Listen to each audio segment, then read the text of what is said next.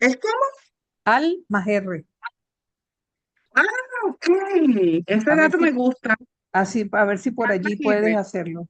¿Ok? Oye, para grabar. Voy a colocarlo aquí para ver si en la próxima clase, porque a mí me gusta grabarlo porque ese mismo día puedo compartir el video y bajarlo para YouTube, compartirlo con los compañeros, para que los que Claro, no asistan puedan ver la clase.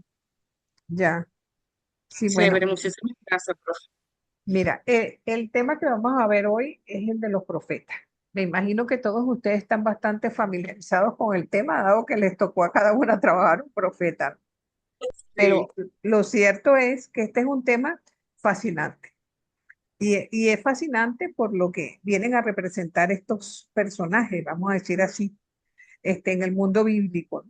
Y es porque la revelación judío-cristiana es una religión profética y tiene su eje en la comunicación de Dios con el mundo por la palabra humana. Y esta se realiza, ¿verdad?, por medio de personas que se caracterizan por tener una profunda, ay, yo no puse a, sí, sí puse a grabar, por una profunda experiencia de Dios. Entonces, y se da entre Dios y el profeta una alteridad con la palabra que lo lleva a proclamarla como un imperativo radical. No puede evitar hacerlo, porque de alguna manera, desde el momento que es escogido ese profeta o profetiza, su vida se convierte en profecía y se arranca el profeta de su privacidad, y de alguna manera queda constituido como mensajero de un mensaje que convoca a dos extremos, si se quiere, porque por una parte requiere aceptación y por la otra obediencia. Eso sí, el mensaje profético está lleno de muchas contradicciones y es bueno también señalar, ¿verdad?, que los seres humanos desde antiguo, agobiados quizás por los problemas cotidianos, recurrían a la adivinación como una forma de conocer los designios divinos y de ser necesario hasta de modificarlos, actividad que de alguna manera se vincula a la magia. Entonces, hay una serie de antecedentes bíblicos con respecto a este tema. Estos antecedentes, de una u otra forma, pueden ser a través de lo que conocemos como, ya va, la adivinación. Y esta puede ser de dos tipos, inductiva, ¿verdad? Y intuitiva. ¿Cuál es la inductiva? Por ejemplo, a partir de la observación de la naturaleza. Debemos recordar, ¿verdad?, que cuando uno dice, por ejemplo, ay, va a llover, es porque está viendo que el cielo está templado. Entonces, algo parecido le pasaba también en el mundo bíblico. Yo le pongo allí algún texto que viene a reseñar precisamente esa realidad. Pensaban que observando la copa de los árboles o el cielo, podían observar o adivinar lo que podía venir atrás.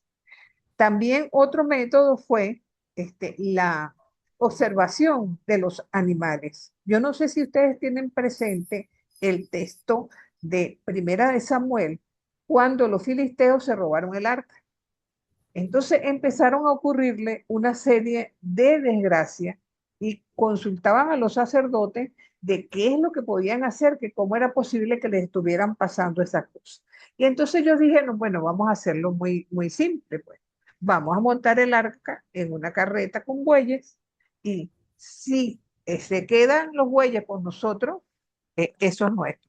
Pero si se va hacia el pueblo hebreo, entonces quiere decir que esa es la voluntad divina, ¿verdad? Entonces, eso también podía ser también significante con la observación, ¿verdad? De los sacrificios, decían, por ejemplo, o cuando a partir de la observación de líquido, recordemos cómo José en Génesis, en más de una oportunidad, ¿verdad? Observando líquido, podía, eso lo encontramos en el capítulo 40 11, exactamente qué es lo que, ajá, vamos, no, espérense para ponérselo aquí, ajá. La observación de líquidos estaba comentando con ustedes y también los sacrificios. A veces consideraban que observando el vientre de los animales podrían también lanzar una especie de oráculo. Y en el libro de jueces, de manera muy particular, recuerden que todos los textos se los tengo puestos ahí en pantalla, se consideraba que observando diversos o conservando diversos instrumentos podía adivinarse el futuro. Por ejemplo, el estar bajo una palmera, ir a la encina de los adivinos, consultar el leño, mirar, por ejemplo, la disposición de las flechas en su bolsa. Entonces, eran cosas que para ellos les permitía tratar de colegir de qué precisamente podía venir detrás de eso. A mí eso me parece un poco, realmente como traído un poco por los cabellos, como podríamos decir, pero no podemos olvidar que siempre el ser humano ha tratado de buscar explicaciones a lo que no entiende e incluso creer que puede ir más allá y adivinar lo que va a pasar mañana o pasado. Otra forma de adivinación era la intuitiva, ¿verdad? A raíz de esta, podíamos también clasificar como en tres categorías. La primera de ellas era la oniromancia, ¿verdad? En este caso concreto, se pensaba que a través de los sueños, podía, de alguna manera, la persona recibir un comunicado, que indicara, pues, qué es lo que podía venir más allá de la afirmación. El otro método era la necromancia, que por cierto fue prohibida en el pueblo de Israel y que era la oportunidad de hablar con los muertos, a ver si los muertos podían dar algún tipo de mensaje a los vivos. Eso lo vamos a observar también en el segundo libro de Samuel, primero de Samuel, perdón. Recordemos que eso estaba prohibido en Israel y que sin embargo Saúl, el rey Saúl, en vista de un momento difícil que estaba atravesando con David, decidió consultar a la necromante del Endor y eso estaba prohibido incluso por el de Deuteronomio. Y la otra, tercera forma eran los oráculos, que es la forma más común que nosotros vamos a observar precisamente en el mundo profético de la Biblia. Entonces, ¿qué podríamos nosotros afirmar además de todo esto? Para empezar, la palabra profeta no nos viene del mundo hebreo, sino del mundo griego. Entonces, la palabra profetés, entonces, es decir, el que habla en lugar del otro, el representante de un tercero, el vocero, podríamos así, el portavoz. Y se dice que hay por lo menos 315 textos en el Antiguo Testamento que se utilizan para referirse a estos personajes. Lo curioso es que no siempre los llaman profetas. Hay ocasiones en que son reconocidos como videntes, en otras oportunidades como hombres de Dios, en otra oportunidad como adivino. Tomen nota de esos textos, bueno, lo tienen también en el módulo, ¿no? Para que se den cuenta que no solamente se habla de profetas, sino de otras terminologías que de alguna manera están en la semántica del profetismo.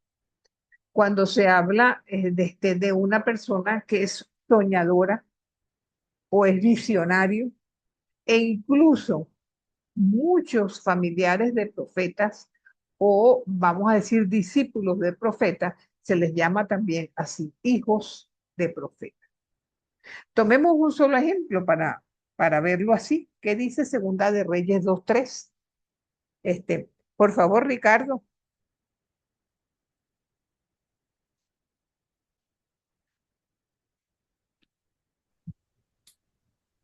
Segunda de Reyes 2, Ajá. 3. Pero los profetas que vivían en Betel salieron al encuentro de Eliseo y le dijeron, ¿sabes que el Señor va a quitarte hoy a tu maestro? Sí, ya lo sé, contestó Eliseo, pero ustedes no digan nada. Ese es 2:3. Ajá. Sigo. Y no dice allí, no habla de hijos de profetas. Eh, Bueno, Quédate. las Eliseo de traducciones profeta. a veces Sí, son un poquito, pero los profetas que vivían en Betel, dice, salieron al encuentro de Eliseo y le bueno, dijeron, entonces es un problema de traducción. Pero seguramente, generalmente la expresión utilizada en hebreo es esa, hijos de de hijos de profetas, profeta. ¿no? Hijos de profetas. Una pregunta, profe. En Adelante. en este entorno específicamente, ¿qué es específicamente el oráculo? Porque Específicamente, el oráculo, porque muchas veces leemos oráculo del Señor, entonces eso lo traducen como palabra del Señor. correcto. En otros Eh, momentos el oráculo se entiende como la adivinación, el horóscopo, esas cosas. Entonces, en este tema que usted nos está dando, específicamente, ¿qué es el oráculo? bueno, mira, es lo que tú dijiste. El profeta está refiriendo la palabra de Dios textualmente como a él se le comunicó. Ahora, que hoy se Porque, entienda de esa perdone, forma, porque en las anteriores hay algo, el cuerpo, ajá, lo que usted nos dijo, ¿no? El sueño, pero en el oráculo que hay, es como el anuncio completo, cuando dice el profeta dice oráculo del Señor, es que está repitiendo lo que el Señor le dijo, ¿verdad? lo que le Lo que dijo. pasa es que Ah, esa es una expresión que ha sido mal entendida, igualmente que para muchos, ¿quién es un profeta? Una persona que adivina el futuro, ¿cierto? ujú, Bueno, los profetas bíblicos no son adivinadores del futuro. claro. Y voy a poner un ejemplo sencillo. Este, los que somos madres y padres y tenemos hijos adolescentes, ¿verdad? Nos preocupa que con el peligro que hay en la calle, estén de noche, si van a una fiesta, uno dice que ese al otro día y se viene de día, tenga cierta precaución, mire que la calle es peligrosa y más peligrosa todavía de noche. Entonces, nosotros generalmente andamos con esa cantaleta todo el tiempo. Cuídate, ojo pelado, no vengas de noche. Mira que te puede pasar algo. Entonces, el día que les pase algo es porque nosotros adivinamos que le iba a pasar. No, es que sencillamente por la experiencia de vida, porque hemos vivido más, porque comprendemos completamente la realidad que se está viviendo, somos capaces de ver más allá. Los profetas tuvieron esa habilidad, si se quiere. ¿Por qué? Porque son, de alguna manera, personajes carismáticos, completamente carismáticos, que se van hacia las raíces de la experiencia humana para hablar en nombre de Dios. ¿Y qué es lo que tienen para sí? Su experiencia, simplemente su testimonio para orientar, anunciar, corregir, para salvar al pueblo. Por eso, cuando muchas veces decimos, ¿quiénes son los profetas? Los que anuncian y denuncian. Es como quedarnos cortos con la definición de un profeta. Porque, como les digo, un profeta es la palabra mismísima de Dios que se está pronunciando de una u otra forma, ¿verdad? Entonces, fíjense que, ¿quiénes son para nosotros los profetas? Aparte de hablar en nombre de Dios, son personajes que pertenecen al pueblo, que se identifican con él, que forman parte de las mismas penurias y dificultades que ese pueblo está sufriendo. Interpreta sus anhelos y particularmente es la voz, muchas veces la voz de los sin voz, de los que son silenciados, de los que no son tomados en cuenta. Entonces, un profeta tiene un poquito de todo esto que les tengo yo en pantalla. Si es verdad que denuncia y anuncia, pero lo más importante es que habla en nombre de Dios porque es su mensajero, ¿verdad? Porque de alguna manera recuerda una y otra vez la importancia de recordar de que ellos son pueblo de Dios, pueblo escogido de Dios, y que el proyecto de Dios necesita de su colaboración.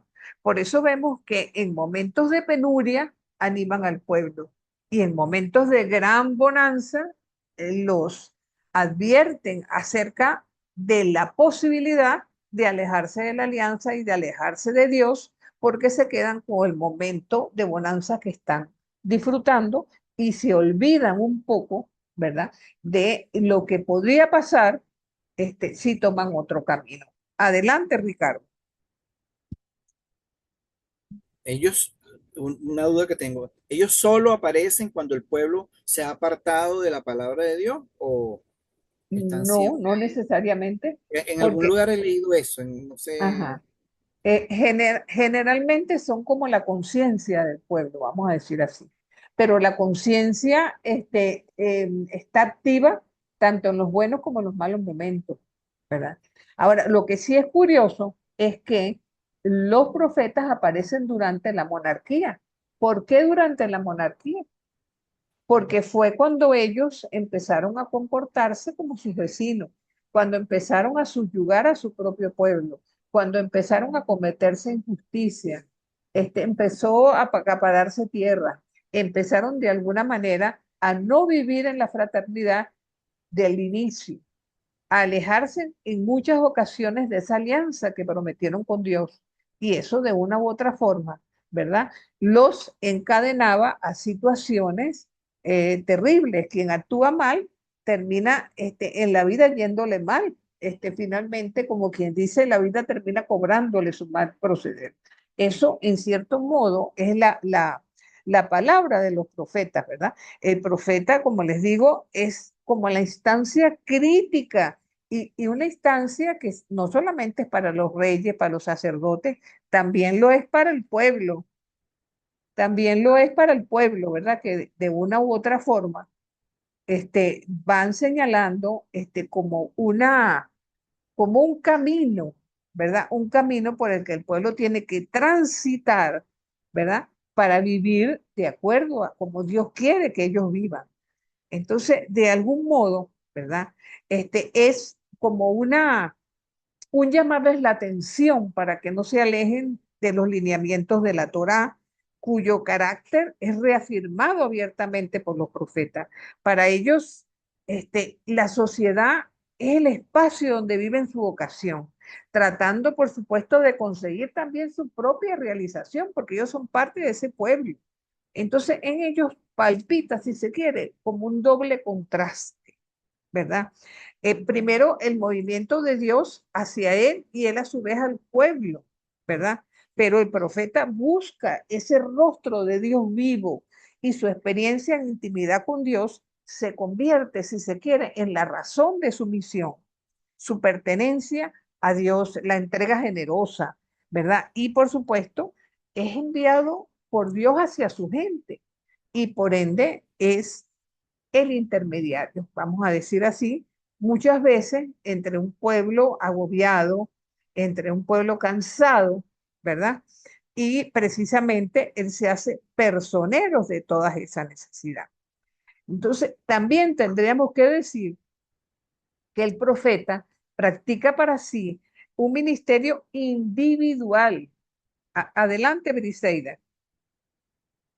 Sí, solamente sí, profe. Sería como que son como la conciencia del pueblo, Sí, los tratan de ser la profetas. conciencia, sí, tratan de ser la Porque conciencia como del usted pueblo en dijo que muchos tanto momentos. en el bien o en el mal, o sea, era como llamar la atención, pues. Gracias. Sí, fíjense que uno, si uno ve que un hijo de uno va por un camino que a uno no le parece correcto, no le llamamos la atención. ¿Ve? Entonces, en cierto modo, ¿verdad? Ese fue un poco la labor profética, ¿no? Fíjense que están conscientes de que tiene que ser comunicado ese mensaje y es una predicación encarnada en el momento histórico concreto que les toca vivir. Fíjense que ustedes les toca trabajar distintos profetas y me imagino que se han dado cuenta ya que no todos los profetas vivieron en la misma época y por ende los contexto histórico de cada uno de ellos es diverso también. Y el mensaje de una u otra forma va a incidir de esa forma en el camino profético. Pero, ¿cuáles son las características de los profetas como tal? Primero, el ser una persona inspirada. La palabra divina, vamos a decir así, no es tanto una respuesta a la preocupación por el futuro, sino un llamado a la rectitud moral. Porque lo más importante no es el conocimiento de lo que va a pasar, sino el conocimiento de Dios en ese momento, que es lo que Dios quiere para el pueblo en ese momento. También es un personaje que ejerce gran autoridad. A través de la palabra proclama la justicia, denuncia la injusticia del sistema, convirtiéndose, si se quiere, en la autoridad más propia de Israel. Lo que caracteriza la palabra profética es la vehemencia, el entusiasmo con el que los profetas enuncian sus oráculos, con una expresión, si se quiere, a veces apasionada, otras veces encolerizada y llena de furia, a veces dolorido, otras veces con una gran emoción. También se trata de un personaje carismático, porque el profeta rompe las barreras de la edad, del sexo o de la condición. Y el profeta recibe directamente de Dios su consagración o investidura profética. En la Biblia hay 17 llamados de vocación profética. Interesante eso, porque hay muchos profetas no escritores que no tenemos sus textos, pero están inmersos en los textos de Samuel, de Reyes, básicamente. Entonces, este modelo o este llamado se vuelca en un modelo de relato vocacional. Por otra parte, los profetas son personajes públicos, ¿verdad? Porque si bien expresan la palabra de Dios, algunos lo comunican por escrito, otras veces de forma oral, pero su discurso adquiere fuerza cuando lo acompaña de gestos, de lenguaje. Hay formas en que el oráculo va acompañado de una serie de signos y no solamente de la palabra, como realidad simbólica. Y cuando ellos expresan eso de que oráculo del Señor, palabra del Señor, esto me hizo ver el Señor, de alguna manera, eso pudiera ser a lo mejor extraño a la mentalidad nuestra de hoy, ¿no? Sin embargo, bíblicamente es algo bastante común. Por otro lado, se trata también de un personaje amenazado, ¿ok? Porque la existencia del profeta no fue fácil, ¿verdad? Elías tuvo que huir del rey. Amós es expulsado hacia el norte. Miquea va a la cárcel. Zacarías es apedreado en el atrio del templo. Jeremías es considerado un traidor y hasta en un pozo lo tiraron. O sea, es considerado un tonto, ¿verdad? Entonces, no fue nada fácil para ellos acometer el mandato ese divino a través de la palabra de Dios. Y a veces en los escritos captamos un poco ese desamparo del profeta al entender que pareciera que el pueblo no lo escucha. Y por otra parte también a veces con la convicción de un total abandono por parte de Dios. Las dudas sobre su condición de enviado. ¿Verdaderamente yo estaré diciendo lo que Dios quiere que yo diga? ¿O esto es invento mío? Mira, lo que requiere que el profeta continuamente sea capaz de interpelarse, ¿verdad? Porque fíjense que, por otra parte, podemos decir que otra característica es la profunda amistad con Dios, por un lado, ¿verdad? Por el otro lado, el ser capaz de dar a conocer su voluntad, y de algún modo, leer la vida desde la espiritualidad del contexto, en el contexto histórico que le toca vivir de una u otra forma, ¿verdad? Entonces, es capaz también de conocer el culto auténtico, no el culto que ha sido no solamente profanado, sino que ha sido relativizado, el culto que no es verdaderamente de Dios. Por ejemplo, si nosotros se nos ocurriera pensar en algunos personajes proféticos de nuestra época, como Juan 23, como Martin Luther King, como Monseñor Romero, ¿verdad? Ellos estaban convencidos que anunciaban la voluntad de Dios, ¿verdad? Pero ¿tuvieron alguna visión de parte de Dios como los profetas? ¿Dios les habló y les hizo su heraldo? ¿Verdad? No lo sabemos. Pero lo que sí es cierto es que ellos con su propia vida dejaron, ¿verdad? Traducir que estaban hablando de parte de Dios.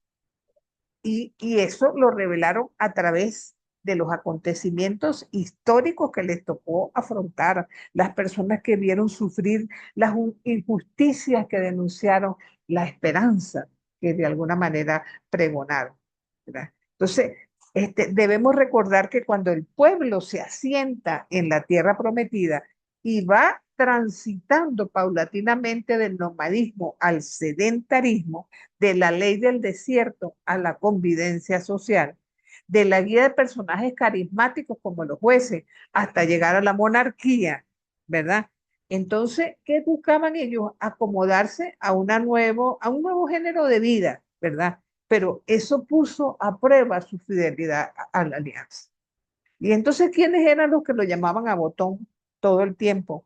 Es, son los profetas, es cuando surgen precisamente estos personajes comprometidos que se lanzaron en la defensa de Yahvé y de la alianza. Fíjense que nosotros podemos hablar de una visión profética en el Papa Francisco, que supo salir en defensa de los grupos indígenas, de la necesidad de preservar la tierra, de no mirar o hacer caso omiso a los desplazados de los inmigrantes del mundo. Entonces, de la guerra que no traía más que muerte y inseguridad. Eso, de alguna manera, son mensajes proféticos y que, por supuesto, recuerden que no todo el mundo quiere escuchar, porque generalmente a la gente no le gusta que le digan la verdad. Y en ese sentido, ¿verdad? Podemos nosotros decir, ¿verdad? Que en general, en el contexto del mundo que le tocó vivir al profeta, había desde el punto de vista político injusticia. Recordemos cómo la ley, de alguna manera, era la de los fuertes, solamente los poderosos eran los que se accedía a la justicia para ellos, la opresión sobre el más pequeño, la corrupción que imperaba desde todo punto de vista. Desde el punto de vista religioso, vamos a observar idolatría. ¿Cuántas veces, creyendo ser fieles a la alianza, resulta que al mismo tiempo estaban adorando a los Baales? Recordemos que en la época de Josías se retiró del templo de Jerusalén la serpiente aquella de bronce que Moisés había utilizado para curar a todos aquellos que eran picados por la serpiente, pero llegó un momento que se le estaba dando culto dentro del propio templo de Jerusalén y la llamaban Nehustán. Eso lo van a conseguir ustedes en el segundo libro de Reyes. Entonces era también una religión hipócrita. Tenemos que cumplir la alianza, tenemos que ir al templo a adorar a Dios, pero resulta que del templo para afuera todo era una vacuidad. Entonces, desde el punto de vista religioso, en muchas ocasiones se aliaron con el poder político para legitimar y callar, si se quiere, la conciencia del pueblo. Entonces tenemos una sociedad completamente fracturada en donde impera la indolencia y el egoísmo. No me importan más que yo. Recuerdo que el profeta Amós critica a las señoronas que se ponen con grandes opulencias mientras por la ventana están viendo la miseria del pueblo. También fue Amós el que dijo, matan al pobre por un par de zapatos. O lo que dijo, o sea, misericordia quiero, no sacrificio, expresión que la repiten en los evangelios. Entonces tenemos, ¿verdad? Que una crisis donde se están dando una serie de conflictos y contradicciones a las que el profeta, de una u otra forma, hace el llamado de atención. Entonces, como esta labor se da en un contexto de crisis, ¿verdad? Por una parte, se acompaña la crítica a la religiosidad barata, al abuso del poder, a la idolatría, ¿verdad? Pero por la otra parte, ¿verdad? Se insta al pueblo a trabajar por la justicia social, porque llegue un gobernante justo, porque los pobres sean tomados en cuenta, para que haya una recreación de la alianza, que eso se dio en diversas ocasiones y en diversas ocasiones se perdió. O sea, el pueblo de Israel siempre fue un pueblo que tuvo adelantos y retrocesos en su amistad con Dios. Y en cada uno de esas instancias, evidentemente las situaciones afloraban como crisis. Entonces, pero para eso ellos hablan continuamente de la conversión, porque la conversión tiene que ir de lo individual a lo colectivo. Las personas tienen que convertirse para que la suma de muchas conversiones haga de la sociedad un lugar diferente. Entonces, es la única manera. No se puede lograr paz si no hay justicia. No se puede, si no se confía en Dios, si no se confía en lo material, en las potencias extranjeras para que los protejan, en las alianzas con otros reyes, entonces sencillamente están olvidando que su único rey es Dios y que es al único que tienen que seguir por encima de todo. ¿Verdad? Entonces, este, ya decíamos, ajá, fíjense que es un poco completar el cuadro anterior, en donde estas crisis que de alguna manera han ocasionado las críticas por parte del profeta, a la vez que a los conflictos insta para que se resuelvan con confianza, que las contradicciones tienen que llevar a una conversión del pueblo y solamente se puede lograr la paz si hay justicia y misericordia. De otra manera, no hay posibilidad de que esto se dé. Entonces, los profetas, ellos ocupan o se ocupan, por decirlo así, del pasado histórico, guardan la memoria de las grandes tradiciones bíblicas, sobre todo las del Éxodo, el don de la tierra, la promesa de Sión, davídica, y sobre todo abren la historia básicamente para el futuro de Dios.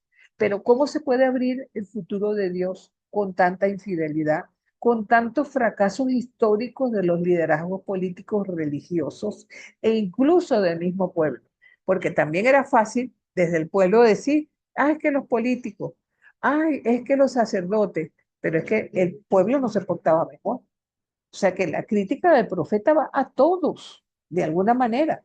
Entonces, por eso que surgen en esta época en que el devenir social, vamos a decir así, se ha complicado de tal forma que a veces que pareciera momentos que están todos contra todos, ¿no? Entonces, ¿y por qué es tarea salvífica? Precisamente, la vocación se vive como encargo, porque es un encuentro personal como respuesta de fe. Y eso nada más es un llamado a los profetas o también es un llamado para cada uno de nosotros, que seamos capaces de vivir la fe en una conversión permanente, estar consciente de que Dios nos acompaña en el camino, que así como le dijo a los profetas, yo estoy contigo, también nos lo sigue repitiendo a nosotros. Él está con cada uno de nosotros. Por eso, la crítica de ellos va hacia todo aquel que le da la espalda a la alianza. Los ejemplos abundan. Por eso la vocación profética es un compromiso de purificar la fe ya vista de los ídolos que a lo largo de la historia del pueblo lo han contaminado. En este sentido, el servicio básico, ¿verdad?, de estos elegidos de Dios es solamente hablar, interpelar, llamar, purificar esa imagen de Dios, sobre todo en cada momento histórico que les vivió, le tocó vivir pues a cada uno de estos maravillosos personajes. Entonces, podríamos decir entonces que la labor profética es una voz crítica y propositiva. Con esto quiero decir que hace propuestas. Tienen que convertirse, tienen que volver a la alianza, debe recordar de que Dios es un Dios que está con los pequeños y está con los pobres no porque sean buenos, porque los pobres pueden ser tan malos como los ricos, es porque muchas veces están en manos de Dios, porque sencillamente no tienen otra cosa más que la fe y la confianza. Entonces, Dios está con todos aquellos que son solidarios con los pobres. Tampoco está con el poder violento, ¿ok? Ni está con la injusticia, está es con la denuncia valiente. Y como no están con las injusticias, hay que reconocer también que hubo personajes bíblicamente que fueron reconocidos como falsos profetas. Cuando Jeremías está enunciando de que va a ser destruida Jerusalén, que ya el pecado del pueblo ya no da para más. Hubo profetas, ¿verdad?, que se presentaron diciéndole al rey, mentira, mira si todo está maravilloso, estamos mejor que nunca, mírate las riquezas que tenemos, no le crean. ¿Ve? Y es precisamente lo que decíamos antes, no nos gusta que nos digan las cosas feas, nos gusta que nos digan que somos bonitas, que somos chéveres y que somos maravillosos. Y los profetas no podían tomar ese papel ante ninguna circunstancia. O sea, el profeta una y otra vez les recuerda que no pueden hacer un discurso de Dios de un discurso de poder. Y recuerdan una y otra vez la experiencia del éxodo y la esclavitud de Egipto. Entonces, lo más detallado de los profetas es como su agudeza para ser capaz o capaces de leer los signos de los tiempos, ¿verdad? Inclusive, por lo menos tenemos un Amós que era un pastor y uno dice, bueno, pero ¿cómo puede haber sido un pastorcito que a lo mejor ni siquiera tenía mucha cultura, haber tenido esa capacidad para discernir el tiempo, las cosechas y evocarlo hacia las ambivalencias y actitudes del corazón humano, expresado en las relaciones cotidianas e interpersonales? Por eso se van a oponer siempre a los poderes hegemónicos, a todo aquello que quiera estar por encima de los demás, porque allí no hay fraternidad, allí no hay más que ruptura. Por eso siempre el profeta se va a colocar al lado de las víctimas, así como el Evangelio siempre dice que su preferencia es a favor de los pobres, ¿verdad? Entonces, por eso es capaz de ver con mucha lucidez más allá de lo que es aparente. A veces nosotros quizás nos quedamos con la apariencia, ¿verdad? Y no creo que esa sea la idea de quedarnos con la apariencia, sino de tratar de ir todavía más allá. Cosa que con mucha sagacidad, con mucha valentía supieron hacer perfectamente los profetas. Disculpe, disculpe, Adelante, adelante. lo- es Dime, que José. Ajá. no me permite la plataforma colocarla, levantar la mano, no entiendo por qué. Eh, según lo que voy entendiendo, el profeta es aquella persona que vive una experiencia íntima, pero esa experiencia íntima y personal lo volca a lo público y que lo va acompañando con unos gestos. Y bueno, esos gestos, esa lectura, esa observación les hace ver más allá justamente porque ama más, quizás porque se plega más a esa búsqueda de la justicia de Dios.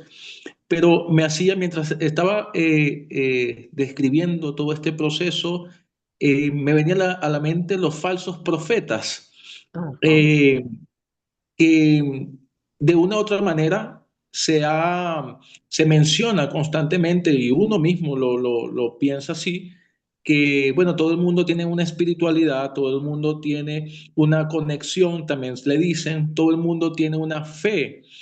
Y según lo que he estado escuchando, sí, ciertamente Dios se da y da la oportunidad para generar una fe, como se dice. Todos tenemos una fe y que cada uno debe tener respetar la fe del otro, pero según lo que estamos viendo aquí, eh, no toda fe genera un proceso profético. Es decir, sí hay que atender, eh, digamos, la madurez espiritual, la madurez y la disposición a Dios. Es lo que voy entendiendo, porque he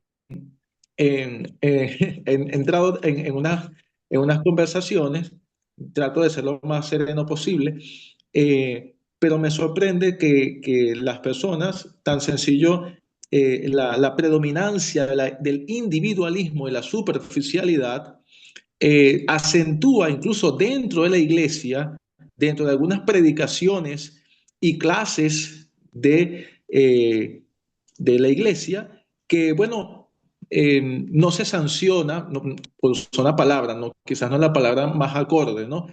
Pero no se corrige, no se orienta, no se direcciona, no se acompaña, porque no, cada uno tiene su fe, cada uno tiene su fe, cada uno tiene la manera de matar los piojos. Entonces, aquí, por lo que estoy observando, por lo que estoy escuchando y analizando, según la experiencia del pueblo y según la experiencia de estos hombres y mujeres, ciertamente cada uno tiene la oportunidad de abrirse a una experiencia, pero no toda experiencia es válida, no toda experiencia genera vida, no toda experiencia ve más allá, ve más allá. Y creo que lo que va demostrando justamente es esta confrontación entre los profetas y los falsos profetas. Claro. Y que bueno, de una u otra manera voy percibiendo de que nosotros como iglesia no estamos, me coloco en eso, no estamos asumiendo ese llamado de parte de Dios a entrar a una intimidad, a entrar en una pregunta y en una búsqueda de una respuesta.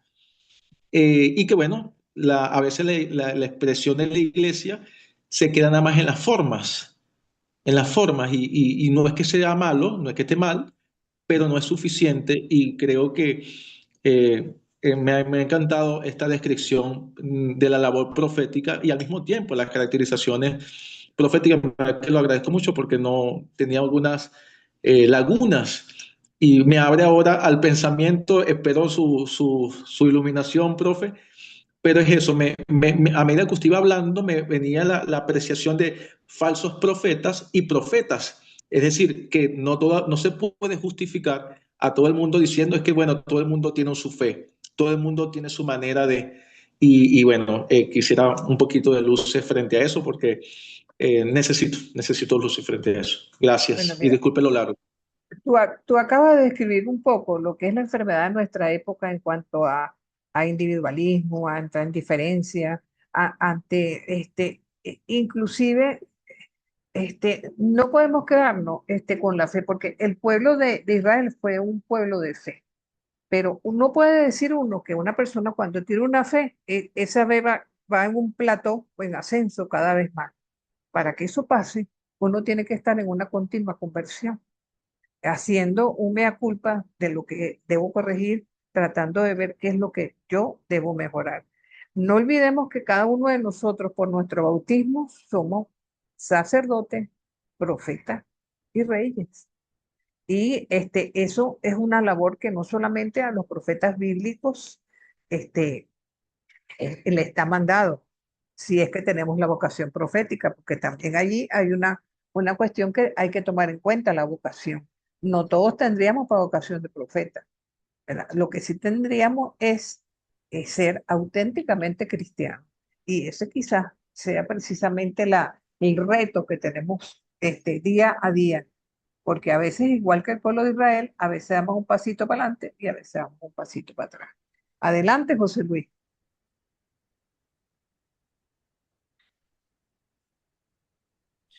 Gracias, profe. Bueno, venía en la autopista y por eso oí las clases, pero a mí hay un tema que quizá está ligado al que acaba de hacer nuestro compañero José Antonio sobre José Manuel, perdón, sobre la profecía.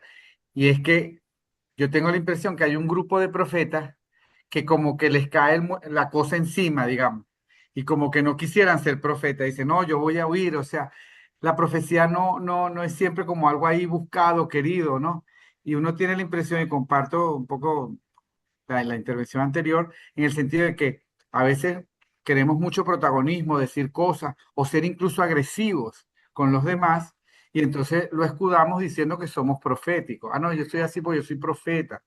Entonces, ¿cómo ayudarnos en el discernimiento, verdad? Porque yo tengo la impresión de que algunos que sabían a lo que se exponían, decían, yo eso no lo quiero. O sea, discúlpeme. En cambio, entonces, cuando uno dice, no, yo digo, cuando yo veo a alguien que dice que yo soy profético, yo digo, ya este no tiene el don, porque es casi como que Una un redundancia. protagonismo, como dice. Sí, sí. Sí, eso que tú dices, es completamente cierto, pero fíjate que una de las características de los falsos, profetas es que generalmente los reyes se situaban de personajes a los que consultaban para que presuntamente les dijeran cómo iban y qué debían ellos, de alguna manera presentar. Entonces viene un profeta de los auténticos y lanza un oráculo y les dice: usted te vas a morir, te vas a caer de aquí porque te estás portando mal. Y llegan los que están en su círculo y le dicen, como están en conchupancia con ellos, y tienen una vida próspera en contraste con el pueblo que muchas veces se está muriendo de hambre. Y entonces dicen, no, no es verdad, son mentiras. Aquí los oráculos que yo acabo de ver, que me presentan, dicen todo lo contrario. Y entonces eso hizo que en muchos momentos, precisamente por eso, fueran perseguidos los profetas verdaderos, porque el mensaje no le gustaba a algunos oídos que lo estaban mencionando de cierta forma, por decirlo así. ¿Ve? Y eso es una realidad que sigue vigente en nuestra época también. Adelante, Isabel. Un poco para seguir el hilo de lo que acaban de comentar los compañeros, bueno, creo que para todo hay que discernir. Y en cierto modo nosotros tenemos que tener ese sentido de responsabilidad de vernos también reflejados ahí. Y hay una razón por la que estamos aquí formándonos. O sea, no nos meten ya gato por liebre. Y muchas veces le echamos la culpa a la iglesia, que porque la iglesia no los calla. Ya empezamos a distinguir, ¿no? Quién es el falso y quién es el no, incluso en nosotros mismos. Y creo que no, la iglesia no puede callar a nadie, pues de cierta manera, pues tenemos esa libertad, ¿no? Creo que cada uno va asumiendo las consecuencias y el falso profeta pues asumirá las consecuencias de sus falsas profecías, pero creo que hay que tener mucho discernimiento y en este tiempo también hay muchas semejanzas con todo lo que hemos estudiado, así lo veo. Así es, ¿no? Y que por eso es que muchas veces percibimos en los escritos, y estoy segura que más de una lo dirá en su trabajo, el desamparo del profeta y la convicción de abandono por parte de Dios, porque pareciera que todo le saliera mal. Están hablando de parte de Dios y resulta que lo que reciben son las tablas en la cabeza, ¿verdad? Y como es tarea salvífica, ellos tratan de guardar la memoria de las grandes tradiciones, tratan de alguna manera de no dar una falsa seguridad al pueblo, porque no la tienen. Y hay momentos que critican al pueblo, hay momentos que critican a los gobernantes e incluso hay muchos que critican a los gobernantes extranjeros, que también los subyugan. Entonces, a los imperios nuevos y antiguos de todas las épocas, porque un poco esa es la labor profética, ¿no? Entonces, ¿cómo llevarla a término? No solamente se trata del llamado de Dios, sino un continuo discernimiento para saber realmente cómo llevar el mensaje al pueblo. Por eso, entre el profeta y Dios hay un continuo y permanente diálogo. Eso está presente en los oráculos. Es porque ese profeta conoce a lo que Dios quiere para él y para el pueblo. Entonces, a veces esos matices no son completamente claros para todos. Entonces, y no necesariamente los profetas fueron hombres sabios en cuanto a saber muchas cosas, sino sabios por saber seguir precisamente la voluntad de Dios. Entonces, yo les decía que básicamente el texto bíblico hay 17 relatos de vocación profética. Y entonces no está de más ir un poquito a cada una de ellos, porque en esas podemos vernos reflejados también la vocación de cada uno de nosotros. Eso sin lugar a duda, ¿verdad? ¿Por qué les digo yo esto? Porque hay personajes que, no siendo profetas como Abraham, sin embargo, algunos profetas fueron llamados de esa forma. Entonces vemos cómo, ¿verdad? Cuando a Abraham se le dice, deja tu tierra, y Abraham partió. Estamos hablando de un personaje en un momento en que no hay templo, en un momento en que no hay sacerdocio, en un momento en que se trata de una persona mayor que emprende la aventura de ir lejísimo por lo que él considera que es un imperativo de Dios. Entonces, ¿cuál es la imagen que se le presenta a este personaje? Primero, que es el Dios de la promesa, un Dios que le está diciendo, no tengas miedo, porque si haces lo que yo te digo, te va a ir bien. Yo te prometo que vas a tener muchos bienes, vas a estar acompañado de mí, porque yo en todo momento voy a estar a tu lado. Y esa es un poco la imagen de Dios, un Dios que no acepta, si se quieren, reparos, lo invocó, obedeció y salió. Hay un segundo tipo que básicamente es el de Moisés.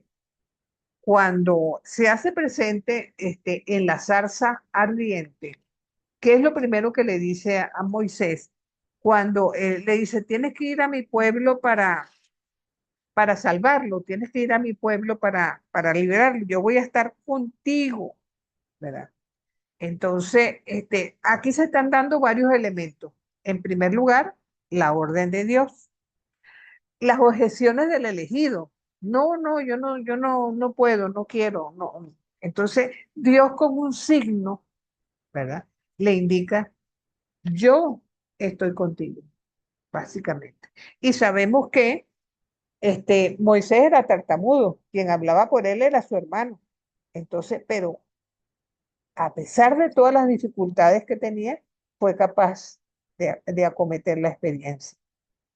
Hay un tercer tipo de relato vocacional que nosotros podemos ver quizás en profetas como Ahab, ¿verdad?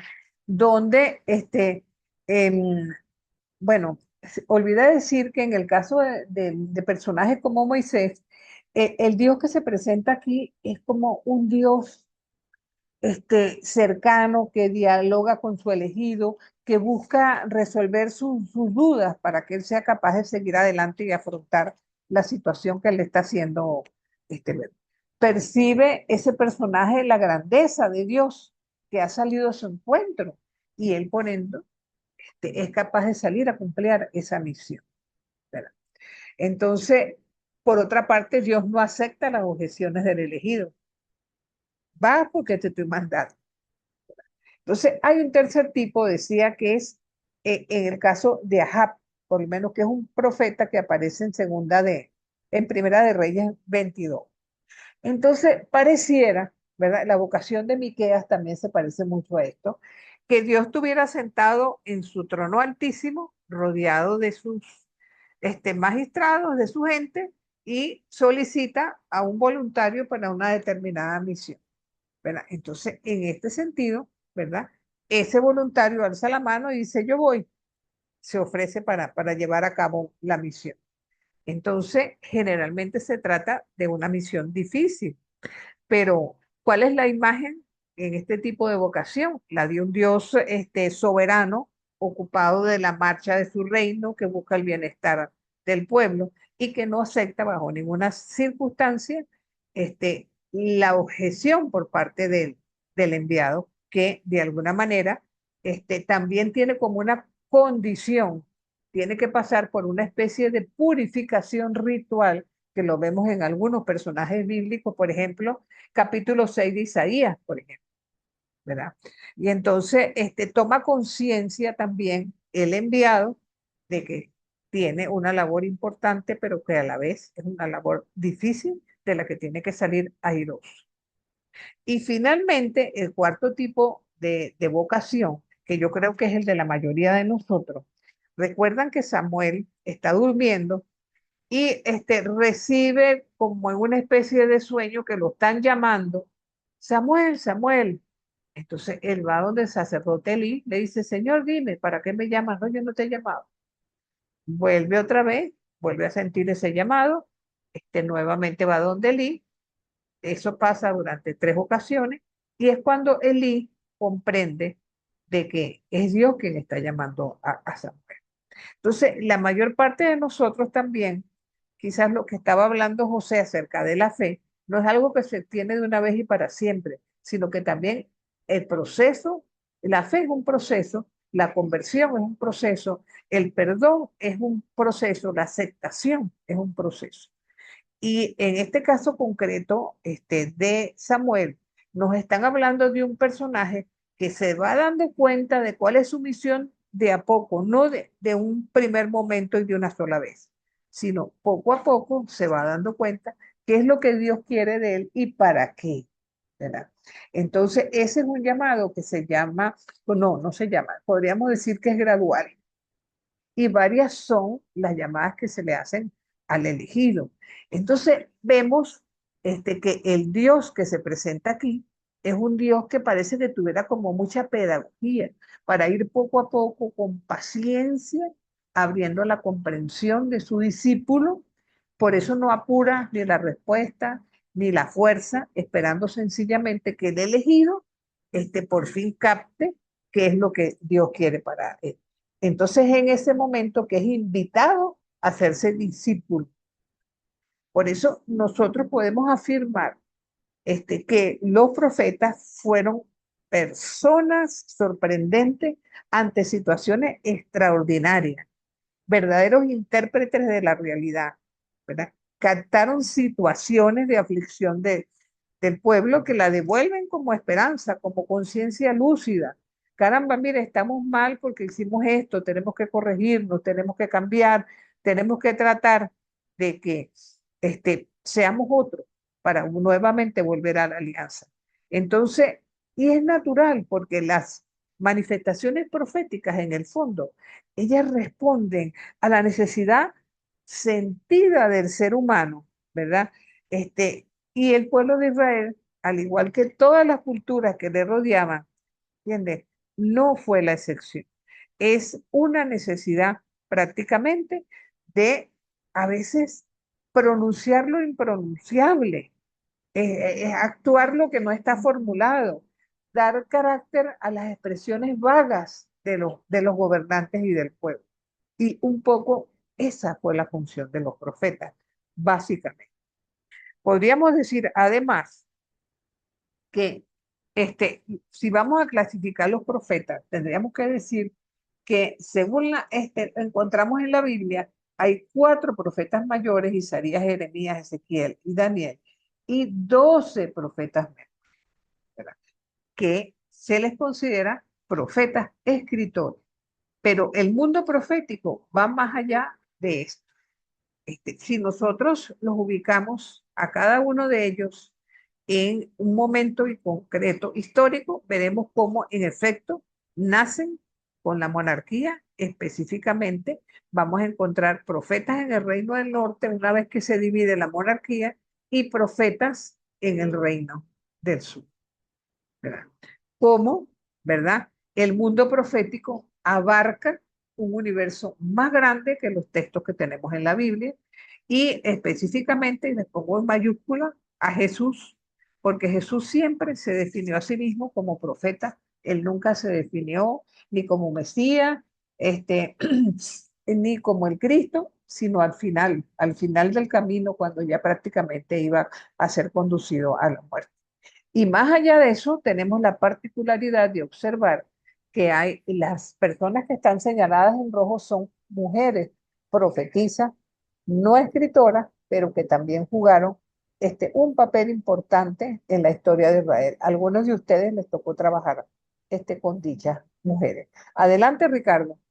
Profesora, ¿y la condición de mayor o de menor se debe a qué? Al Al largo de, tamaño, al tamaño de los textos, no a la de los... importancia ni Ah, al ok, ok. tamaño de los.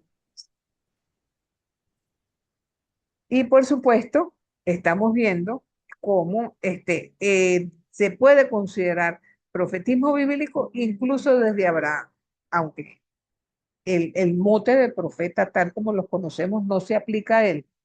El hecho de que fue capaz de obedecer la orden divina y ponerse en camino es lo que lo ubica también dentro de este grupo, al igual que los hermanos Moisés, Miriam y Aarón. En los textos de Deuteronomio y Éxodo vemos también que hay otros profetas como Balaán y los 70 ancianos que ayudan a Moisés. Uy, Dios mío, perdón. Ajá. Tenemos también a Débora. Después vamos viendo en la época de los jueces, tenemos a Samuel, este último juez y primer profeta, profetas como Gad y Natán, y vamos viendo cómo en la medida que a veces se me va la lámina hasta donde no es. Vamos viendo cuando se divide el reino, pareciera que se multiplican los profetas, porque las injusticias proliferan por doquier, y vamos viendo cómo a todo lo largo de la historia de Israel, yo les pongo en negro los que son, un asterisco, perdón, los que son profetas escritores, vemos cómo, les decía anteriormente, el universo profético es sumamente amplio. Profe, ¿por qué Tenemos, profetas escritores? exacto, aparte de los profetas escritores, Pero exactamente, por qué ese término? porque hay libros, hay textos en la Biblia con sus nombres, ¿ok? Inclusive no necesariamente se puede tratar de un personaje, a veces puede ser de un grupo que escoge el nombre más notable dentro del grupo. Hay personajes concretos que sí conocemos como profetas, como un Jeremías, un Ezequiel, personajes concretos que históricamente existieron. ¿Verdad? Ahora, algunos de los profetas no escritores, básicamente los encontramos en los textos de Reyes, de Samuel, de Crónicas. Entonces, vamos a ver cómo cada uno de ellos le va a tocar en un momento concreto levantar sus oráculos, pues, porque sencillamente las injusticias o las bonanzas que se están viviendo en este momento llaman la atención. Por lo menos en la época de Amós, fue una época de bonanza para el reino del norte. Debería haber estado todo bien y fíjense que fue todo lo contrario. Entonces, ay, Dios mío. Entonces, básicamente este es el mensaje. ¿Y qué es lo que nos queda a nosotros como creyentes? Bueno, ¿cómo podemos interpretar a los profetas hoy? Realmente nosotros, ¿cómo se llama? Ese regalo que nos dieron con nuestro bautismo de ser profetas también, lo hemos llevado a nuestra cotidianidad. Podemos decir concretamente que conocemos profetas contemporáneos y los tenemos presentes, o sencillamente creemos que el profetismo ya no existe. Debería, porque si estamos viviendo injusticia, si estamos viviendo momentos difíciles, si estamos viviendo momentos en que sentimos que nos hemos alejado de Dios, tendríamos que tener profetas también. Entonces, les dejo esa incertidumbre y quisiera darle el paso, bueno, primero a Sonia, para que Sonia hable. Adelante, Sonia.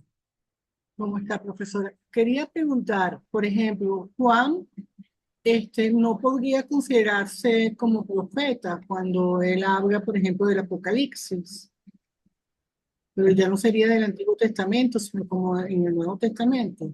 No, el Juan del Apocalipsis, recuerden que no sabemos exactamente si el autor del Apocalipsis es Juan, que era discípulo de Jesús. La tradición pareciera mencionar que sí, pero cuando uno lee el texto en detenimiento se da cosas que cuadran y otras que no.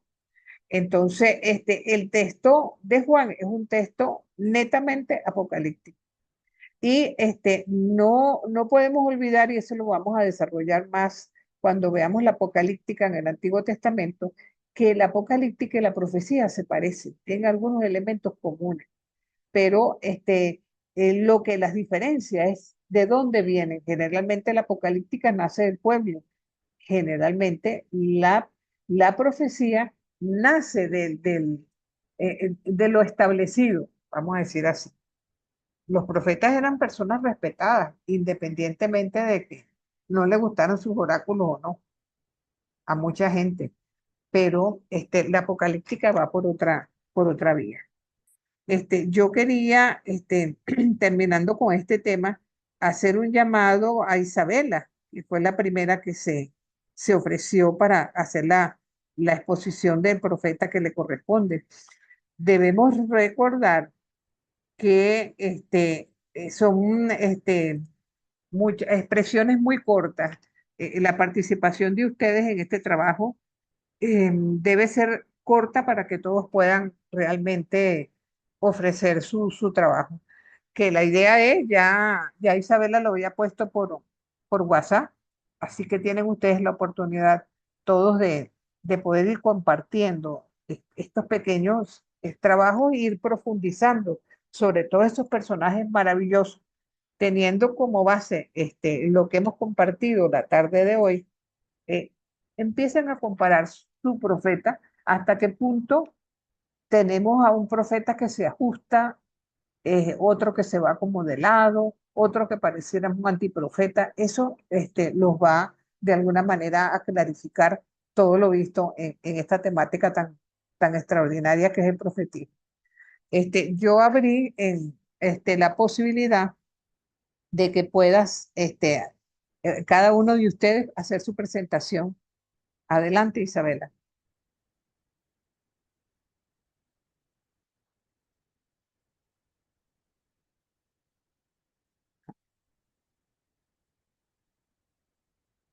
Te escuchamos. Sí, ya estoy tratando de... ¿lo pueden ver ahí? Perfecto. Sí se ve. Ujú. Sí, ven la presentación, ¿no? Déjame cortar aquí. Sí, sí se ve bien. Perfecto, mi niña.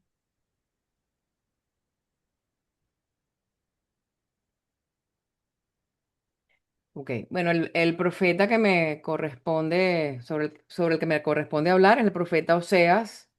Bueno, debo confesar aquí públicamente que no escasamente conocía sobre este profeta, casi nada, algunas frases aisladas, y me quedé gratamente sorprendida de su misión, de lo titánico y sobre todo el mensaje tan actual que nos deja este profeta hoy en pleno siglo XXI.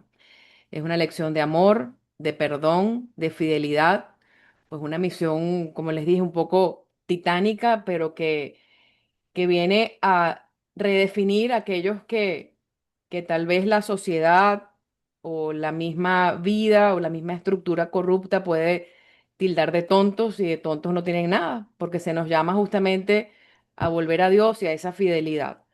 Brevemente, les resumo. Bueno, no coloqué aquí la fuente. La fuente es la Biblia latinoamericana. Me gusta mucho utilizar también esa Biblia porque ella tiene algunos apuntes abajo explicativos y es muy contemporáneo, sobre todo para quienes nos estamos iniciando en estas profundidades, ¿no? Entonces, bueno, realmente el, las fuentes de allí, sin mucha profundización más allá de lo que podamos nosotros obtener a grosso modo. Pues Osea fue un profeta del Antiguo Testamento que profetizó en el reino del norte de Israel durante el reinado de Jeroboam.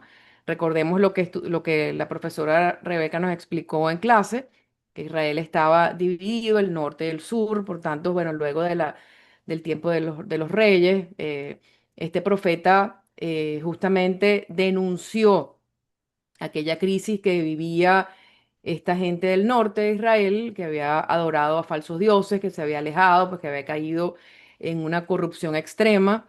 Y eso fue alrededor del año, él comenzó su predicación alrededor del año 746, por allí. Algunas fuentes dicen que es un poco antes, pero bueno, la Biblia latinoamericana da esta fecha, 746.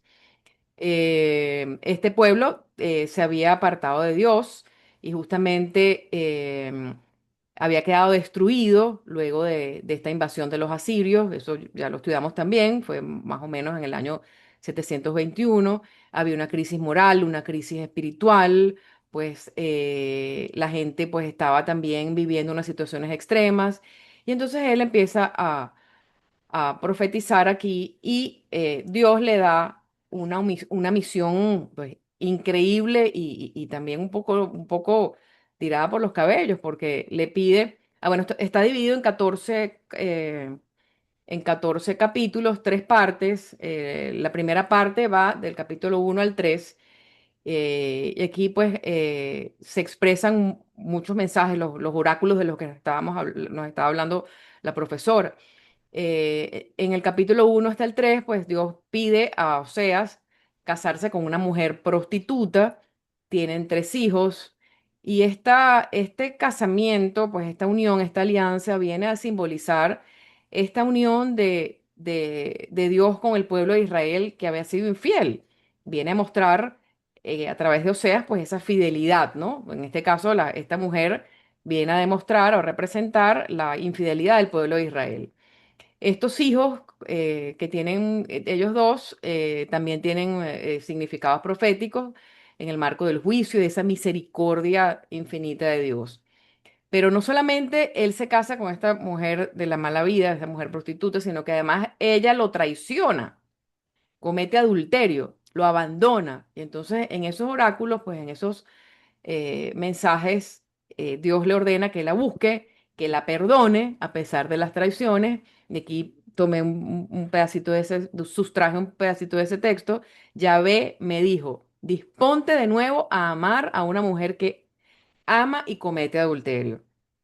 Así ama Yahvé a los hijos de Israel. Bueno, yo creo que si hay algún experto aquí en derecho canónico, diría qué locura, esto es realmente inconcebible, tal cual, este es un tonto, o sea, qué locura, pero bueno, las misiones de Dios a veces son, bueno, muy impresionantes, ¿no? Y realmente nos deja un mensaje que hay que encarnar en este tiempo.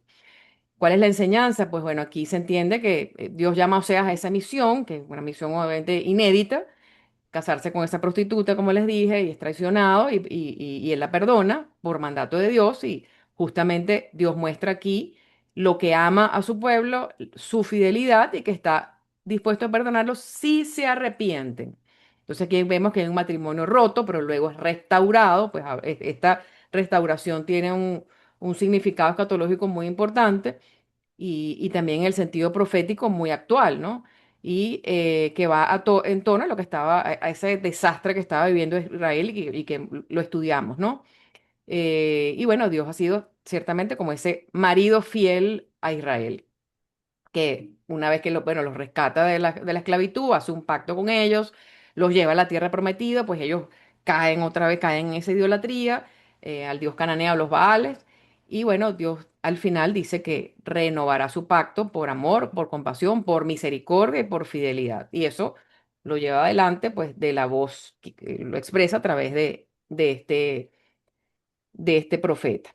Aquí quiero abrir un corchete. Bueno, después vienen dos partes más, pero me vino a la mente mientras siempre busco todas estas cosas, llevarlas a mis contextos cotidianos sin buscar alterarlo, ¿no? Pues bueno, para mí es una locura. Para mí esto es una locura, definitivamente. Yo también hubiera dicho, mira, qué tonto este hombre, pero me vino a la mente el testimonio, y esto es bueno recalcarlo, de una conductora de un programa de WTN que me ha invitado a participar varias veces. Ella abiertamente comparte su testimonio de que ella se alejó de su marido, lo dejó con dos hijos, pues le entró una locura y el marido se mantuvo fiel durante 2 años rezando frente al Santísimo Sacramento pidiendo el retorno de su esposa.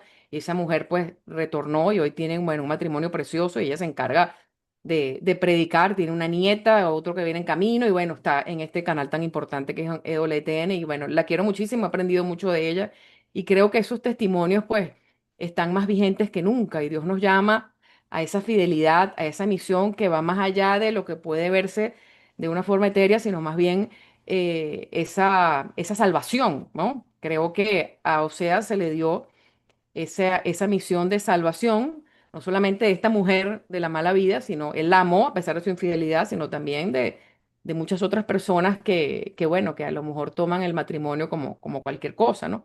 Entonces el matrimonio entre Oseas y Gomer no fue solo personal, sino que tuvo un fuerte significado simbólico. Luego, ya para ir finalizando, en el capítulo 4 al 13, él hace todas las advertencias, las acusaciones, bueno, les pasó esto, analiza las causas y los efectos de esa infidelidad, que han sido hipócritas, que han adorado, que han corrompido pues los 10 mandamientos. Y bueno, acusa también de esas alianzas con extranjeros, con Egipto y con Asiria, en lugar de confiar en Dios. Y bueno, Dios les va anunciando, "Miren, todo se les va a venir abajo si no se arrepienten, si no cambian de vida".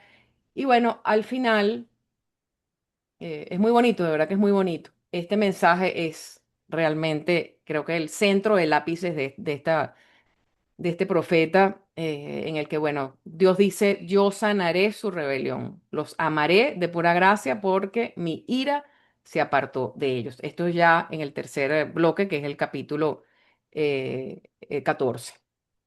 Al final, la Biblia de Jerusalén, aquí voy a hacer la distinción porque en estas traducciones a veces hay algunas diferencias, pero la Biblia de Jerusalén deja una pregunta que es una pregunta abierta para cada uno de nosotros. ¿Quién es la persona sabia capaz de entender estas cosas? ¿Quién el inteligente para conocerlas? Es decir, el que no la juzga bien, entonces no tiene esa sabiduría divina. En la Biblia latinoamericana no se plantea a modo de pregunta, sino más bien como una exhortación, pues. El sabio es aquel que lo entiende. Pero aquí se nos pregunta directamente. Es decir, si tú eres capaz de comprender la trascendencia que hay detrás de este mensaje de fidelidad, pues bueno, eres realmente inteligente y sin duda te va a ir bien en la vida. Rectos son los caminos de Yahvé y por ellos caminan los justos, mas los rebeldes en ellos tropiezan. Pero aquí se expresa entonces en este capítulo de la esperanza la gran misericordia de Dios. Entonces, bueno, algunas palabras que pude sustraer: fidelidad, conversión, compasión, perdón, amor, gracia y restauración.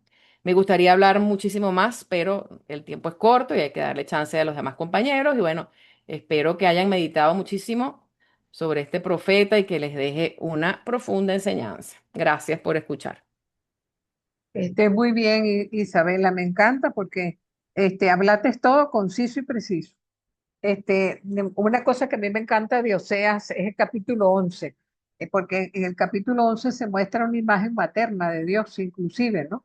Te tuve en mis brazos, te enseñé a caminar, yo te amé. O sea, es un Dios que es capaz de llevar al pueblo por la tierra prometida, por el desierto, hasta llevarlo hasta la tierra prometida, llevándolo de los brazos, como es muchas veces nuestra imagen de Dios, que Dios nos tiene en sus brazos.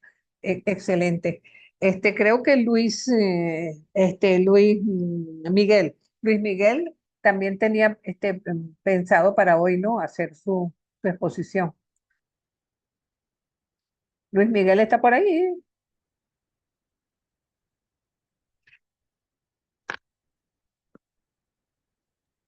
Por lo visto, no, profe, no Por está lo visto, conectado. ajá. También que me había dicho, también era Paulina. Paulina está por ahí.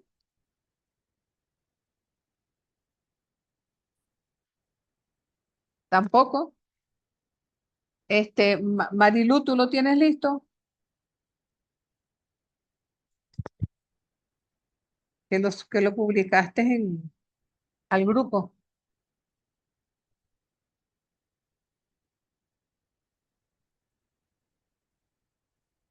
Ninguno de los presentes tiene listo su trabajito para hoy. Disculpe, profe, sí, yo estoy hablando, Ah, pero tengo el micrófono apagado. Sí, estoy no. diciendo que sí, pero no sé compartirlo. ¿Cómo lo Mira, comparto? vas a meterte donde está la flechita, ¿ok? Donde ¿Dónde está está la la flechita flechita? esta que dice chat. Ajá, Correcto, le das allí sale, porque ajá. ya yo abrí para que cualquiera de ustedes pueda compartir pantalla. Ya le di. ¿Y dónde busco allí mis documentos? Ah, lo tienes ¿Le que doy buscar en tu estar de nuevo? computadora, en tu compu. Ajá, pero ¿cómo la busco? Abre tu Estaré. Ahí presentación. ves, ya lo tienes. Ah, ya estoy en mi computadora. ¿Sí? Ya está en tu Sí. computadora. Ok, O déjame sea, al buscar abrirle, aquí un que momentico. todos pueden ser administradores, cada uno de ustedes Esto es lo puede. que yo estaba. Ya Ajá. va, profe, que es que tengo muchas cosas abiertas. Estoy cerrando aquí o minimizando para ver si consigo. Ok, voy acá. Yo tengo dificultades para ver, muy serias. Entonces, me van a ver aquí acercarme mucho a la imagen. Ay, Dios mío, ¿dónde está? Lo que pasa es que A ti te tocan aún. introducción al Antiguo Testamento. Sí, ay, Dios, Entonces cierra ya este va, y abren aún. ya voy, profe. Aquí lo tengo. Ajá. Luego tienes que Eh, colocar la presentación para presentarla, para que sí, se sí, mueva voy a ir, la profesora. No así estática como voy la a ir. tiene. ¿Sabes también que es fácil? Alguno de los muchachos que se la pasas y él te la va pasando, es más fácil. Es Pero así más también voy fácil. aprendiendo. Y así no perde. Bueno, dale, dale. Sí, sí, porque bueno, hoy Bueno, estamos así porque creo que aparte de Marilú, nadie más trajo la presentación. Pero Yo para la- la Henry semana también la Yo entrante, tengo, publicó. pues. Aito también. Cónchale, ¿dónde está? Yo la Ah, bueno. traje también, profe, pero quería repasar otras cosas. Lo Ah, que se la mandé para que usted revisara a ver si había que hacerle alguna otra modificación. seguramente que no, mi Ah, corazón. Seguramente que no, Ok, porque no la he revisado, pero por supuesto, pienso en que es un poco esa a ver. iniciativa de ustedes maravillosa que les permite compartir con sus compañeros. Y fíjense, ya Isabela lo decía, que no sabía nada de OSEA. Es probable que algunos de ustedes tampoco. Entonces, es bien. importante, es bonito, pues. Ok, Listo. ok. Yo ¿Qué creo que me estoy puedes compartiendo decir? la Ajá, presentación de ella. ajá, ¿qué me Ese, ¿Está puedes bien? decir? Sí.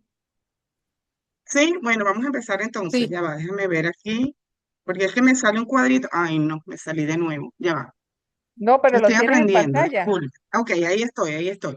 Naún. Naún es el profeta que habla, es el consuelo a través de la justicia.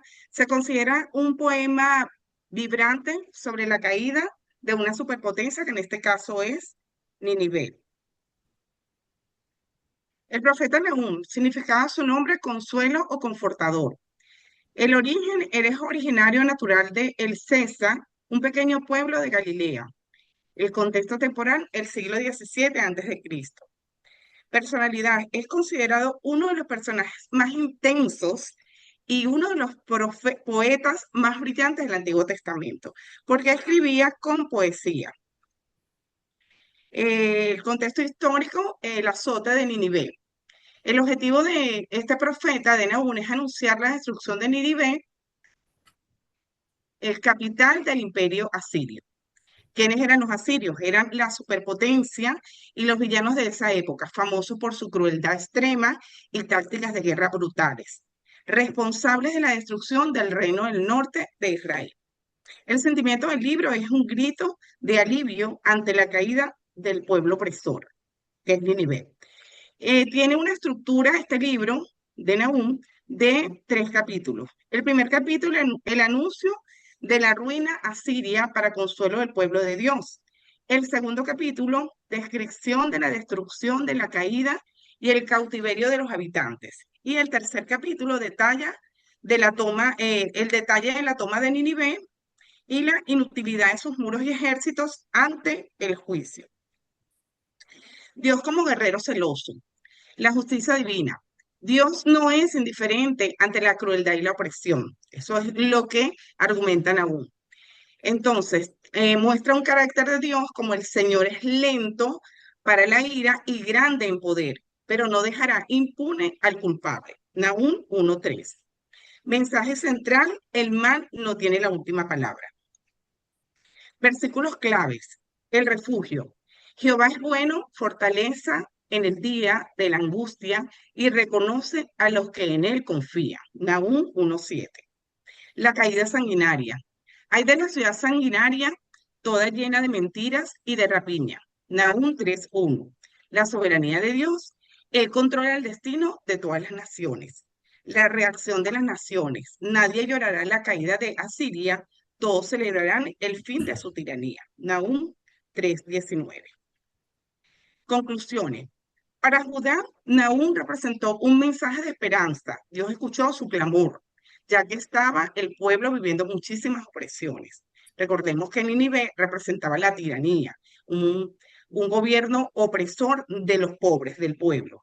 Para nosotros, la justicia de Dios es el consuelo definitivo de los oprimidos. Se hizo justicia, cae ese imperio y la gente empieza a vivir mejor. En resumen, el profeta Nahum nos dice que la maldad tiene un límite establecido por la soberanía divina. Eso es todo. Muchísimas gracias. Bueno. ¿Tienen alguna Bueno, pregunta? Aquí muy tengo la bien, Biblia en mis Marilu. manos. O sea, en otras palabras, aquí hierro mata, hierro muere. Exactamente. Claro, Bueno, a mí me impresionó, déjame ir cerrando aquí. A mí me impresionó muchísimo. Me salí. ¿Aló? Ay, no puede ser. Ah, yo lo cerré, perdón. ¿Qué hice? Ah, sí, estoy todavía aquí. Bueno, voy a hablar porque no sé qué hice. A mí me impresionó muchísimo, porque este es un profeta que, bueno, escribía con mucha poesía y él describía, por ejemplo, el ruido de los carruajes, la lluvia cayendo. Él escribía con poesía porque describía lo que estaba viendo y lo que observaba. Es bien interesante porque se parece mucho a lo que estaba explicando la profesora al inicio, que los profetas describen lo que ven.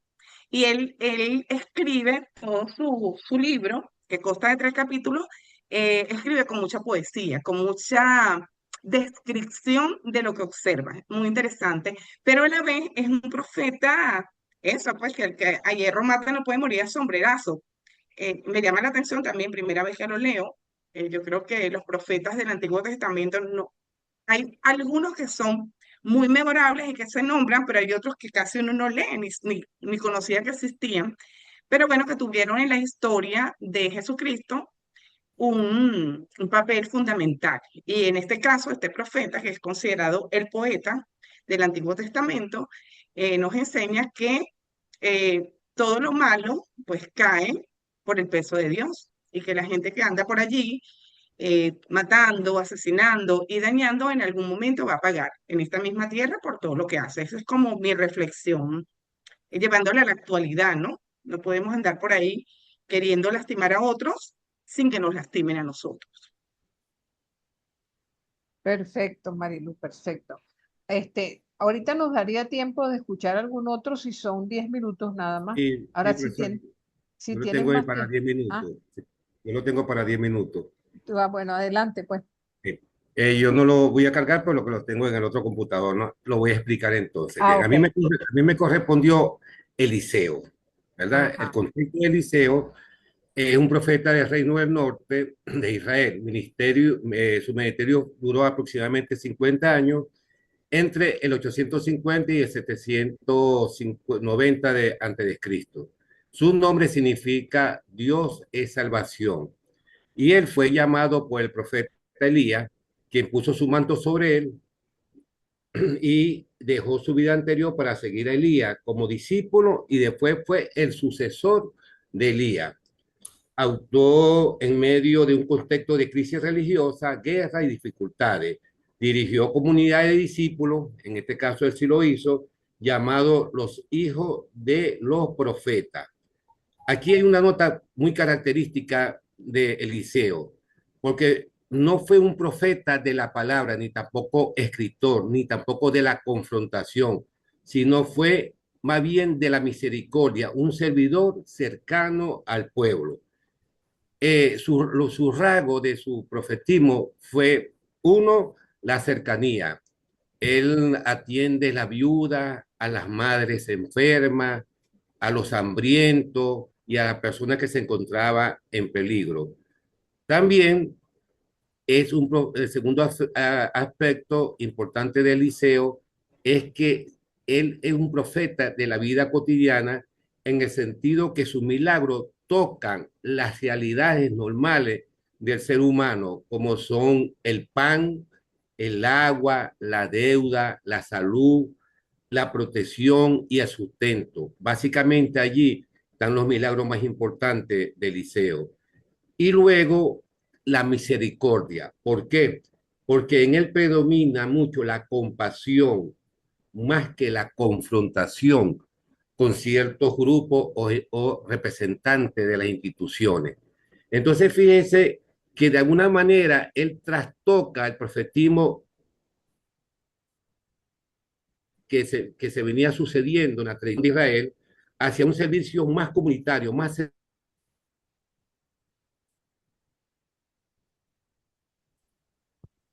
te fue la voz. cercano a los vulnerables y a cuáles fueron los milagros más representativos, es decir, los signos. Por ejemplo, tenemos la resurrección del hijo de la tsunamita. Él le devuelve la vida donde parecía triunfar la muerte. También él tiene el milagro de la multiplicación de los panes, porque él de 20 panes alimentan a 100 hombres y sobra, como en el caso de la multiplicación de Jesús. Está la curación de Naamán, que es extranjero, como se dijo, y estaba enfermo de la lepra. También está el aceite de la viuda, donde socorre a una familia pobre que estaba endeudada. También está la olla envenenada e incluso después de su muerte hay un milagro sobre con sus huesos. Entonces, en síntesis, se puede decir que estos milagros anuncian provisión, sanación, protección y vida. Ahora, ¿cuál es digamos, la imagen que deja Eliseo? Primero, que es un hombre de Dios, vive al servicio de la misión que recibió, pero que también, como segundo, es un servidor del pueblo, porque se acerca al dolor concreto de la gente. También fue muy íntegro, porque él rechaza ni recibir pago por las acciones que él hacía como profeta, como en el caso de Nan. Y él acepta que es un mediador y no la fuente, es decir, que su poder no es suyo, sino que se actúa por medio de Dios.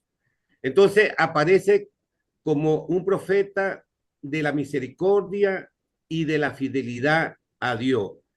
Y aquí entonces cuando, digamos, en los estudios se establece que Eliseo es prefigura de Jesús, es el tipo de Jesús. ¿Por qué? Porque fíjense, en los milagros Eliseo multiplica panes, ¿verdad? 100, pero Jesús multiplica para miles. Él resucita a la isla de Tsunamita y Jesús resucita a la viuda de Naín y a otro, como en el caso del propio Lázaro. También sana de enfermedades a leprosos y a extranjeros. Jesús lo hace múltiples muchas veces. Sirve a los pobres, a las viudas necesitadas y Jesús hace ya en su plenitud del profetismo de la misericordia el centro visible de su reino. Entonces, la tradición ve en Eliseo una figura que anticipa aspectos mismos del ministerio de Cristo. Entonces, en ese sentido, Eliseo prefigura y Cristo el que cumple. Eliseo actúa como instrumento del poder de Dios, pero Jesús actúa como autoridad divina propia. Eliseo ora, intercede y sirve como profeta, pero Jesús no solo anuncia la salvación, sino que la realiza plenamente. Eliseo realiza signos parciales de vida y salvación y Jesús vence de manera definitiva la muerte con su resurrección. Y esta comparación, por supuesto, ilumina a Eliseo, pero el centro final siempre va a ser y es Cristo. Entonces, para hoy, digamos que la importancia de Eliseo, yo coloqué 4. Una es que si hoy podemos hablar de un profetismo moderno, no se trataría de anunciar, digamos un poco como decía José ayer, el futuro, de adivinar el futuro, sino de anunciar y vivir la misericordia y la compasión con los más necesitados y vulnerables. Eso también es un rasgo del profetismo para hoy. Segundo, es que Dios realmente sigue actuando, ¿verdad? Por medio de personas disponibles y obedientes, y sería como hacerse obediente, porque no necesariamente en el anuncio está, sino en el compartir la solidaridad. Como tercero, es un verdadero servidor, desde el punto de vista de profetismo que asoma Eliseo, es acercarse, ser cercano al sufrimiento concreto de lo demás y con lo demás. Y cuarto, Eliseo nos ayuda a mirar a Cristo, ¿verdad? Como la plenitud del profetismo y de la misericordia hoy. Es todo. Bueno, muy bien, ahí toda tu reflexión. Fíjense que acaba él de mencionar un profeta que tiene una característica que no tienen la mayoría de los profetas, el hacer milagros. Entonces, Sí. recordemos que eso mismo le sucede a Elías, que fue el maestro, vamos a decir así, de Eliseo. Y muy interesante la comparación que haces con nuestro Señor Jesucristo. Magnífico. Miren, les recuerdo que para la semana que viene no hay clases, sino que son todas exposiciones. Organícense, no les voy a decir quién va primero y quién va después, ustedes se organizan como ustedes puedan, cada quien traiga su presentación si es que la va a hacer, puede ser también como acaba de hacer Aito, sencillamente conversando con nosotros. En ustedes está, ustedes son los autores y hacen las cosas como les parezca. Eso sí, tratemos de no pasarnos de 10 minutos con la finalidad de que la mayoría de sus compañeros puedan hacer su exposición. No se preocupen los que no alcancen ese día, porque vamos a destinar de aquí en adelante una media hora, la última media hora de clase, cada vez, para que por lo menos haya 2 o 3 exposiciones también a partir de entonces, porque ustedes casi son 30 personas, entonces es imposible que, aunque ocupen los 10 minutos apenas, que podamos todos hacerlo, pero sí tratemos de aprovechar al Ya máximo. somos 3 menos. Ya Ya son somos 3 3 menos, menos. exacto. Pero Qué tratemos de bueno. aprovechar al máximo la semana entrante, que van a tener la disponibilidad de que toda la clase va a ser para exposición. Esto hay que montarlo en módulo 7, profesora. La pueden montar en módulo 7 o no. Lo que Porque va es a que me quedar en llegó la un mail. Pero es que no grabación, hay, lo va a quedar, no hay, pero no es necesario, ¿sabes por qué? Porque No es va a quedar la necesario. que no grabación. hay. Y al quedar la grabación, allí está. Perfecto. Y también que manden la presentación por el grupo, como hizo Isabela, que mandó su Sí, presentación por el grupo. Sí, Y porque así uno puede volverlo a leer. si exactamente, eso no, les permite igual, Marilu, cuando puedas, Aito, también hazlo, porque eso les da la Sí. ventaja Ya la puse, de profe. que, También está ahí en el grupo. por Ya está en eso, el grupo, ¿verdad? por eso estoy diciendo Falto yo, que falto también yo. hay top, Sí, sí, sí, para sí, que sí. si tengan la no, el texto oportunidad, en Word por lo menos. sí, ¿cómo se llama? De poder cada uno de ustedes enriquecerse. Fíjense que hoy aprendimos, además de la generalidad de los profetas, 3 profetas bien particulares, así que esperemos que sea mayor Y riqueza totalmente todavía. diferentes. Sí, Totalmente diferentes. así es. La semana entrante seguro que va a ser también así. Bueno, Dios me los bendiga. No quiero cogerme rato Gracias. de la otra clase, porque entonces me Amén. Amén. regañan. Men. Feliz Igual, noche para profesor. todos. Igual. Gracias, Igualmente feliz para noche, cada Feliz uno de profe. noche para ustedes, Dios todos. los bendiga. Gracias por los Gracias. expositores, Gracias. lo hicieron muy bien. Amén. Dios me los bendiga a todos. Amén. Amén. Amén. Chao, gracias, profe.